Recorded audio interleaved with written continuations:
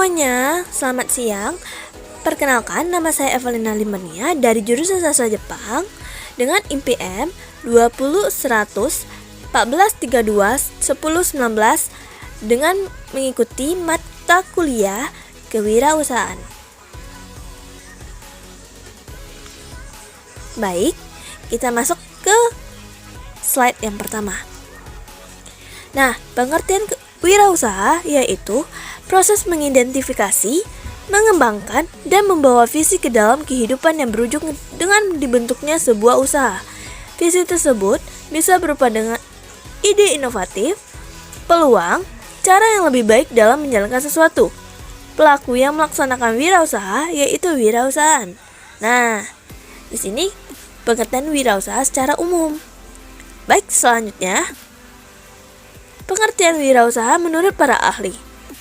Yang pertama, Richard Cantillon tahun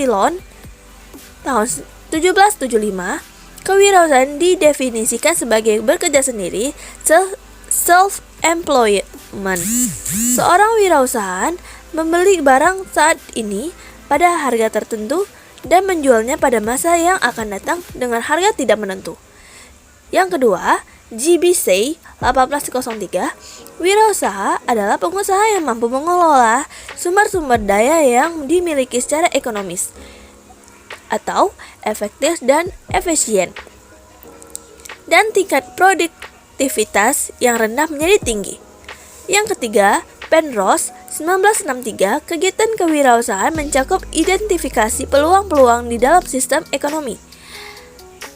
Yang berikutnya, Harvey Liebenstein 1968 dan 1979, kewirausahaan mencakup kegiatan yang dibutuhkan untuk menciptakan atau melaksanakan perusahaan pada saat semua pasar belum terbentuk atau belum teridentifikasi dengan jelas atau komponen fungsi produksinya belum diketahui sepenuhnya. Dan yang terakhir, Stan dan John F. Burgess 1993, wirausaha adalah orang yang mengelola, mengorganisasikan, dan berani menanggung segala resiko untuk menciptakan peluang usaha dan usaha baru. Nah, tujuan wirausaha yang pertama, mendorong semangat atau mensosialisasikan pengaruh wirausaha kepada orang lain. Yang selanjutnya, menghasilkan sesuatu yang memiliki nilai lebih tinggi dibandingkan sebelum diolah. Nah, berikutnya, bagi si pelaku usaha, maka akan membantu membangun karakteristik wirausaha yang baik dan kompeten. Yang berikutnya, menghasilkan banyak wirausaha yang berkualitas. Dan yang terakhir, membantu membangun kesejahteraan masyarakat. Dan selanjutnya, karakteristik wirausaha. Pelaku wirausaha umumnya memiliki karakteristik atau sikap sebagai berikut. Yang pertama, disiplin. Yang berikutnya, kreatif dan inovatif. Berikutnya, jujur. Yang berikutnya, bertanggung jawab. Yang kelima, berkomitmen tinggi. Yang keenam, kompeten dan terampil. Yang berikutnya, percaya diri. Berikutnya, orientasi pada masa depan.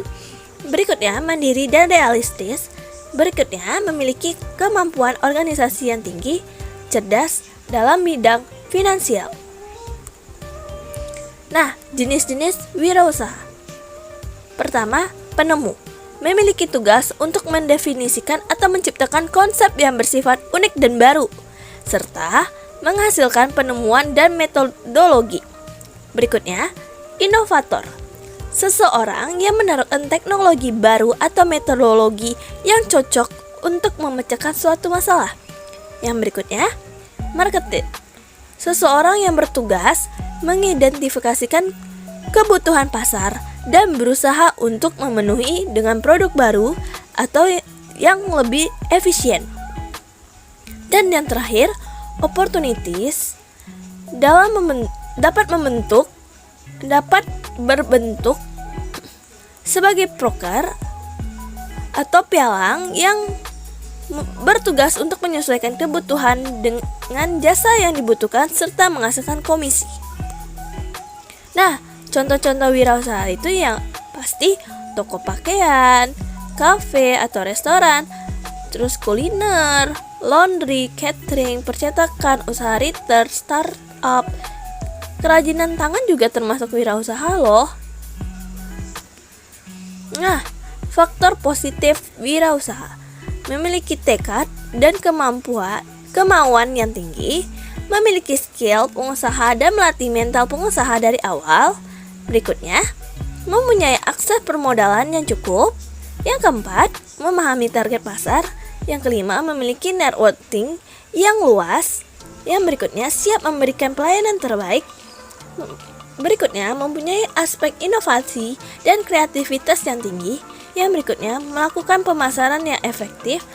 Yang berikutnya, mampu memberikan solusi. Dan yang terakhir, cepat dalam mengambil kesempatan yang datang. Nah, ini faktor negatif dari wirausaha tersebut. Yang pertama, aspek manajerial yang tidak kompeten dan kurang berpengalaman. Yang kedua, tidak memiliki cukup pengalaman baik secara wawasan, visualisasi usaha, maupun pengelola usaha. Nah, yang ketiga, kurang mampu mengendalikan keuangan.